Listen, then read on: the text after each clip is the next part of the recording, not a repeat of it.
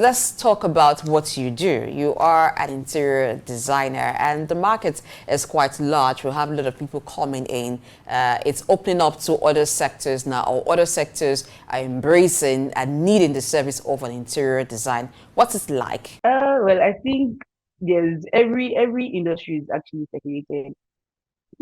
Somebody's doing something everywhere, and I mean, there's space for everyone. Everyone can fly and fly high.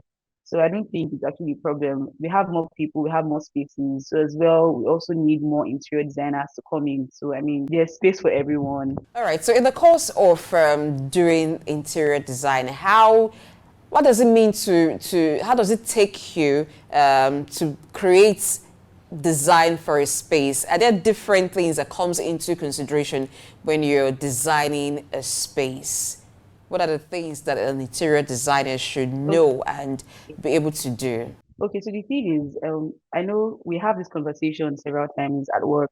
People usually think when it's time to hire an interior designer, they're just going to change your space into what you don't want. And actually, that is actually very untrue, really false. What happens with interior design is we listen to our clients, like what we do in my company, 520. We listen to our clients. We want to know what you want, what you like to have. Then we bring in the basic principles of design. So some people like colors, but they actually don't know what colors can match properly, or they want something, they want a furniture, but they really don't understand how it's going to fit into their space. So the first focus of what we do is actually our client. We have a brief, we understand what they want, know where they're coming from, what they like, what they don't like. Then we basically bring in the principles of design and make everything come in together. So, unlike what people think about interior designers, that they come to hijack your space, make it look nice for themselves, what we do at 528 is we actually listen to our clients and infuse the principles of design to make you have a beautiful space. So that's what we do. All right. For those who to interior design as a form of investment, I would like you to educate them what they need to do in terms of requirement, the basic requirement, the fundamental requirements when it comes to skill, when it comes to capital, and then when it comes to other requirements needed to start this business. Okay, so for interior design as investment to people, I think basically what you need is the first skill. So you need to learn design as a subject, for capital, because you can start off, okay, depending on what you want to do. For instance, if you want to design spaces for people, basically, I don't think you actually need a capital to start, because you come into that's after you've worked on yourself. Of course, you need the human capital, but when we talk about like funds and all of that, you don't necessarily need that to start off, because you don't need to get a space as a starter. You can go to have people's house. When you go to a space and you see what they do or what they like, you can then involve artisans, involve people that will bring a space into life. You understand? So you don't need capital resources to start if you are starting. Then when you are about to um get bigger and you want to scale up, then you can then need a space. Like for instance, we have a space at what we do at my company, we have a space in Lagos, and that is because we have to come together as a team, which can it depends on what you want basically, but we can come together as a team for meetings. We need because we have a number of architects and we have to work together in a safe environment. I mean, and that's what we do. We have to create a safe environment. So that can be an amount of money needed to start up. But if you're starting as just a beginner, fresh, I don't think you need any resources, money, but you need human resource. You need to upgrade yourself, learn stuff, go for courses, and that can be what you can start with. So I think that's what anybody that wants to start interior design should focus on. You should start with how to upgrade yourself as a person first. When you do that, every other thing can fall into place. Okay, I feel I heard you mention architects. You have some architects in your organization to work together. Is that correct? Yes, please. Okay, so tell us, what exactly does interior design entail? Because one would think it's just putting things together in a space, but what then would you need an architect for? Okay. So you don't just put things together in a space. In fact, that is the first problem. If you think interior design is just bringing things together, you're going to make a whole lot, a mess of your space. So, for instance, what we do, where architects come in is, so we come into a space, they take measurements, they have to do a 3D design so that they can walk the clients through what the space is supposed to look like. So we have like a design and we have something that they can look forward to. So we don't get what you ordered versus what you got. Do you understand? So an architect is someone that this is their basic skill. They have to, use measurements, come up with designs, come up with things that you like. Like I said earlier, when we have the brief with the client is basically just saying words, and that's where architects come in. You have the architect, they are seeing your words in colors, furniture, materials, and all of that. So we need architects. They are really important in what we do. I mean, really, really important. So we don't make a mess of your space. Now let's look at the market for interior design in Nigeria. How huge when it comes to demand, when it comes to services? How huge? Tell us about the intensity of the patronage and then how profitable this venture is in Nigeria. Okay. Like someone says, I think I heard someone say something like, if you have people, I mean, businesses can run. So as much as we have spaces, we have industries coming up, we have offices coming up, we have residential spaces, hospitals, everything you can think of that has to do with spaces. This just makes interior design like basically hot cake. It's going to keep, like, the need for interior design will keep increasing as the years go by because we keep having spaces come up. I don't think it's something that's going to go out, of vogue in anytime soon. And unlike before that people just made their homes, just a place they come from work. Now people work at home. It's now spaces are now being multifunctional. So people invest so much in having a space look good. I mean, offices and companies that are that their staff is really important to them. They put in so much to make sure that they have a conducive space for their staff to be able to work properly. So, I mean, interior design is something that has come to stay and is going to keep evolving into so much more. What are some of the current trends in interior design?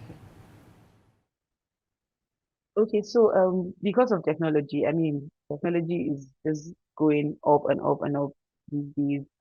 We have smart homes. Before it looked like it was luxury, but really it's not luxury anymore. Smart homes are becoming really accessible to an average man. So we have everything connected to smartphones. You get into a house and the blinds are automated, the lights are fixed based on temperature. I mean, you watch it in movies. Before you used to just watch it in movies. Alexa, play me this, Alexa, play me that. But now it has become close to home. It's easy to see now, basically. So that's one trend we've seen in 2023. Smart homes have come to stay and they're more accessible.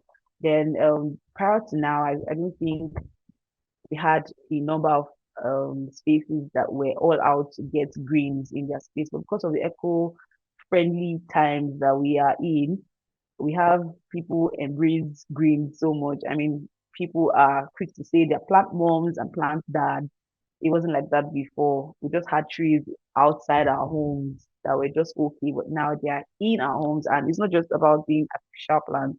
Now we actually have natural plants in the home. Small potted plants, greens on walls, and all of that. But that is because of the eco-friendly system and times that we are in. Yeah, so these two are major trends that have come up in 2023. I don't think they're going to stop now. It's going to go beyond 2023. All right, let's look at the approaches to starting this business. First, as a small player, medium player, and as a big player, I would like you to educate those who want to go into this business the best method or the approach to it as a small player, medium player, and as a big player. Okay, as a small player, I would like to advise start with your house, start with your space. Let people come into your space and it's different from what they see. So once you can start with your space, you're able to work with some artisans. You can then go into something bigger. So when we have that, I mean, nobody starts big, you start small. So you can start with your space. You have friends, family coming. Oh, I like what this looks like. And you can go big into that because interior design as a whole can, I mean, like every other business, it has a lot of lows as much as it does have a lot of highs. So you need to be sure that you've learned your way. So if you're starting and you don't know anything about interior design, I would advise, I mean, now technology has made things easy. You can learn stuff online, basic things, how to work with a small space, what colors can go, get your color sense in order, understand why a rug is placed here and all of that. So if you're starting, you have to actually start with learning. Then with what you've learned, you can then practice on your space. When you do that, then you can advise people or I mean just intend go to write to the company and try to attend because you can't learn if you are not actually learning with the space. It's not something, it's not like math that you stay in your home alone and just learn. You have to practicalize because what you think about something, what you learn, the practice, the theory is so much different when it comes to practical. I mean, there's a time my boss was always talking about an architect that had an organization. He just wanted to design stuff and not go to the site. And she would say, no, you can't do that. You can't keep designing and not actually go to the site to see the real life.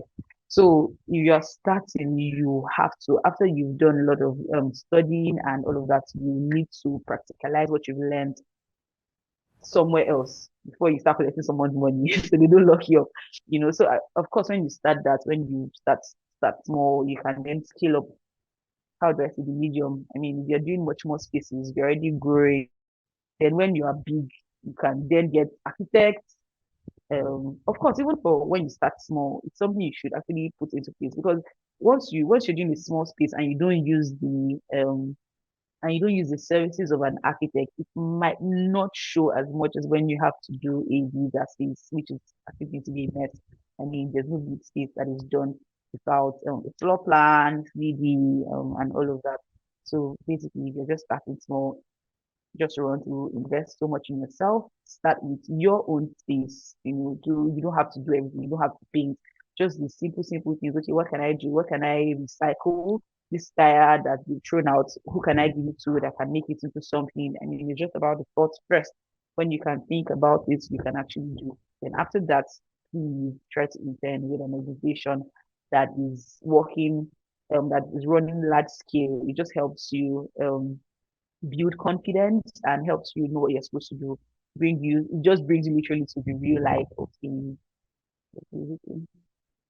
All right, let's look at patronage. For the things you just talked about, needing the services of an architect, and it's not something that's by yourself as you grow, you can only do. So how can people afford the services of an interior designer? It seemed like such services would be very expensive. So let's look at patronage. Well, yes, so I think people actually pay for what's important to them. You know, owning a good house is not cheap. Having a house in the central area is not cheap. So I mean, if you can afford to get something good, you can afford to get a good house that looks good, and you prioritize your environment, like what your space is for you, what your space does to you, then I don't think interior design is something expensive for you to venture into because it's a service. Aside from the professional fees that can be quite high, the other things, furniture is not cheap, even if you're getting it yourself. I mean, if you've worked with Nigerian artisans that don't know what they're doing, they would make a mess of what you plan to do.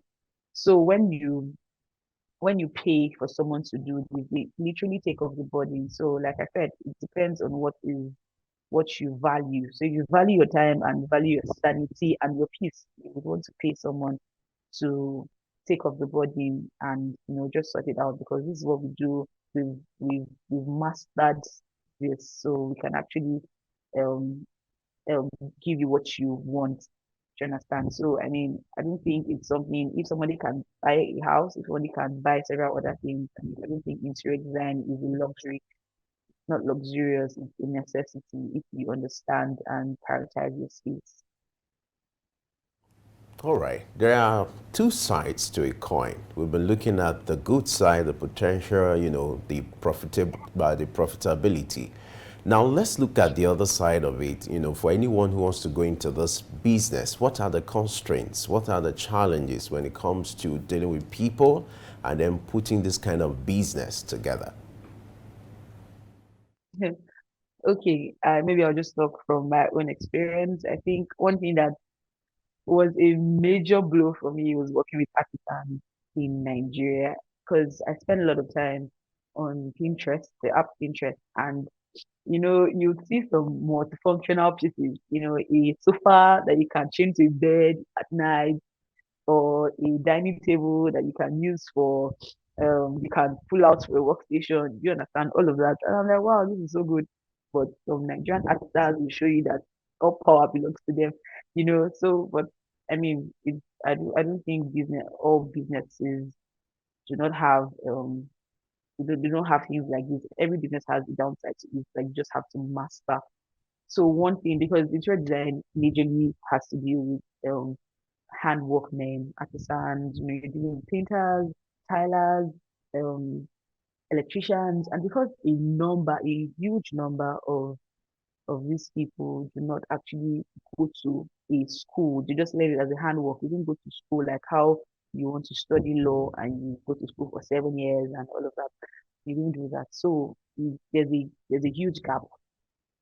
But when you see people that this is what they do, they've gone abroad, they studied, they've invested their life, you find them really pricey, and then you actually have to use those kind of workmen for high-end clients, because I mean their bills are going to be high. So one of the major, because we can do everything right from our end, we can do all the designs, we can walk the client through virtually, and they're all fine and everything. And then one artisan from one state will just come and show us that they are bigger than us, So, but of course, that's what I said. In time, you learn to understand, okay, don't do this kind of design for this kind of thing if you're not willing to pay this kind of money. Yeah, so basically, that's one of the downsides of interior design, having to work with people that are not on the same level with you, especially when you're having to deal with the client's budget. Yeah.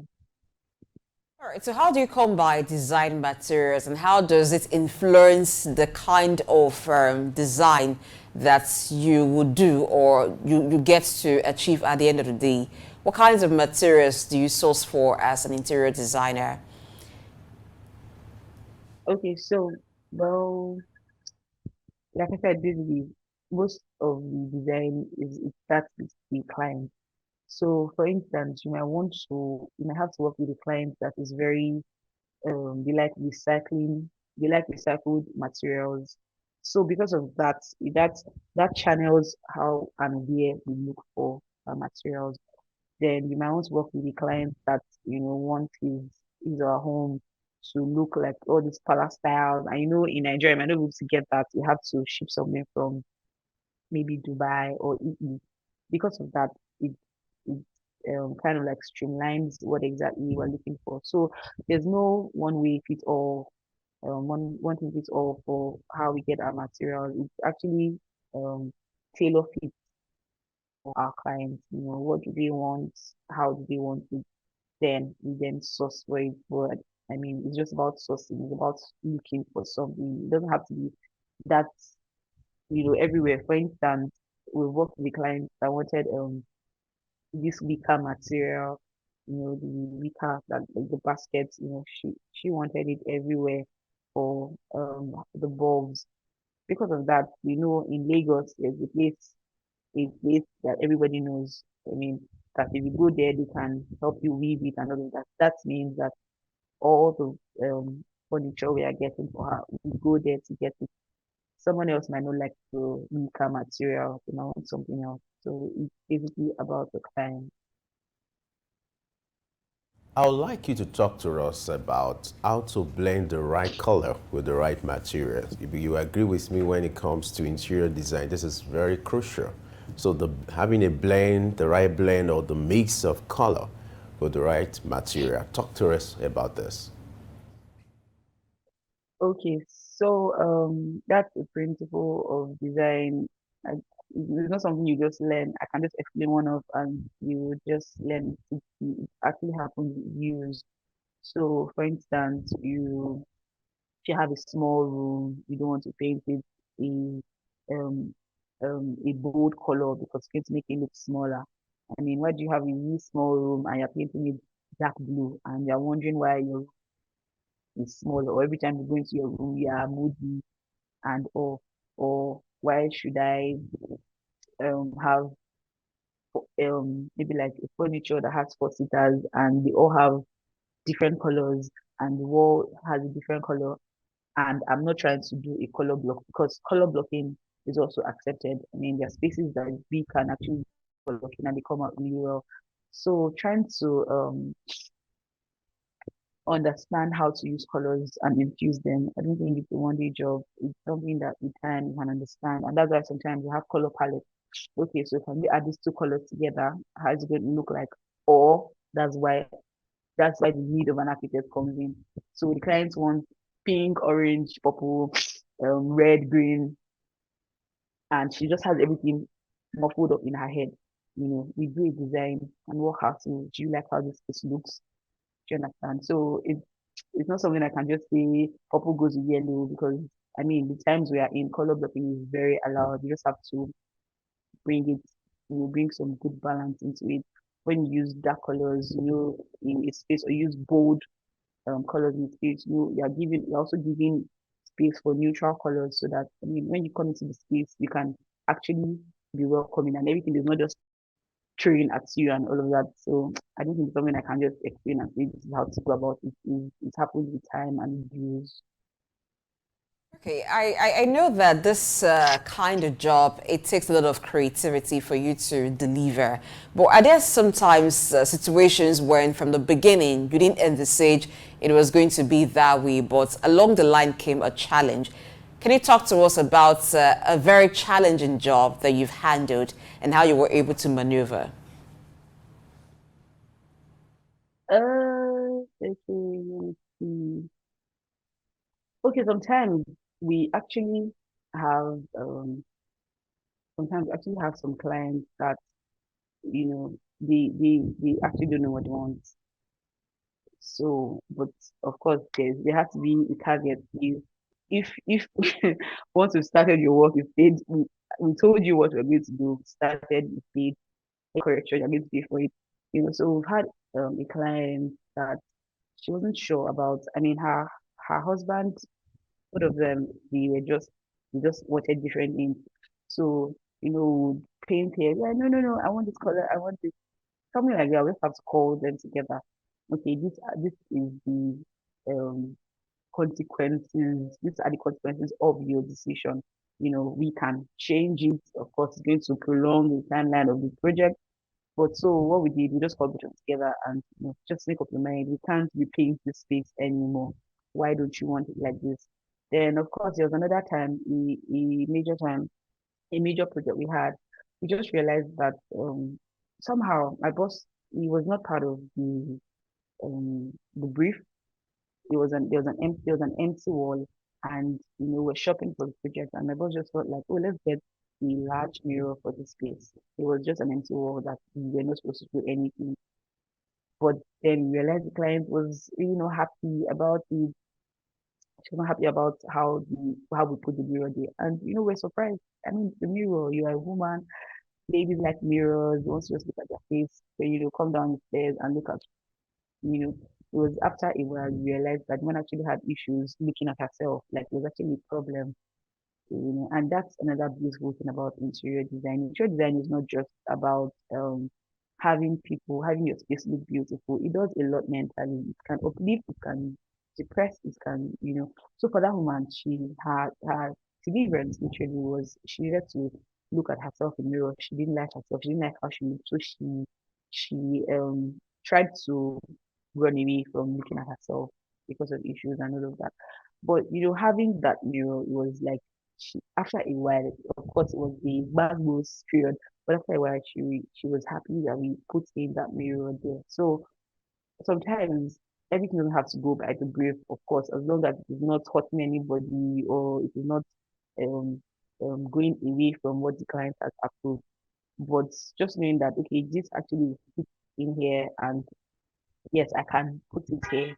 I think it's something we do a lot. So, of course, project ended well after the whole, I don't like this, I don't like that. Then we got into the real crux of the issue. Yeah, so. Now let's look at the issue of paying attention to details. I've had several designers complaining about local artisans about not paying attention to details, which also inform the preference from the artisans from Ghana, from Togo. You see them being brought to Nigeria to handle some of these responsibilities. Talk to us your experience in this light and what you think can be done to change this narrative. Okay, so for instance, in my company, I was working in Lagos first. Then I moved to Abuja after I got married. And one of my I was shocked, was Abuja artisans, a number of them are not as fine-tuned as what we have in Lagos. I can say I think it's just the lifestyle of the city. People are more chilled. It's not like Lagos. Lagos, yeah, you hustle because if you don't do well, there are 10 other people that can do it. But in Abuja, the good artisans are quite limited and they know they are limited. So they they they will make sure they deal with you, before they do your work. But uh, interior design is paying attention to details is I mean, that is what interior design is about because anybody can design a space, you know. So for instance, sometimes you go to a space, you go to a house and you don't know, you can't place what is beautiful about the house, but you know the house is beautiful because they've done some very tiny things. Maybe for like the shelves, they've used really nice handles that are so classy. You won't notice, you would pass off and not notice that this was happening. But because of this, sometimes when we work with artisans, in fact, a lot of times we don't just leave them on site when we work with our artisans or a new artisan. We have to be there. That's basically what you pay for aside from um that's what you pay for aside from the professional fees. After we've done our part and done the ED and all of that, we have to stay with the artisans that what we design has to be exactly what they execute. So I don't think there's no fast way out. You have to ensure that what you design is what you are getting, what you have in mind is what they are actually executing. And this sometimes is hard when you're working with artisans that are not in your level of knowledge and understanding. But when you work with people that maybe this is what they did in school, they cut styles perfectly and they're not saying something like, bad now, they will manage it now, too bad. They will not see it. All those things. Okay, because the cutting is covering somewhere, they're not painting it properly and all that. You can't run away from it. Interior design is attention. It's basically paying attention to details. So if it's supposed to be straight, let it be straight. If the frames are supposed to be on, I mean, let everything be how they're supposed to be, not be something being tacky because it's not something we see. So it's not something we can run away from. Interior design entails majorly paying attention to details.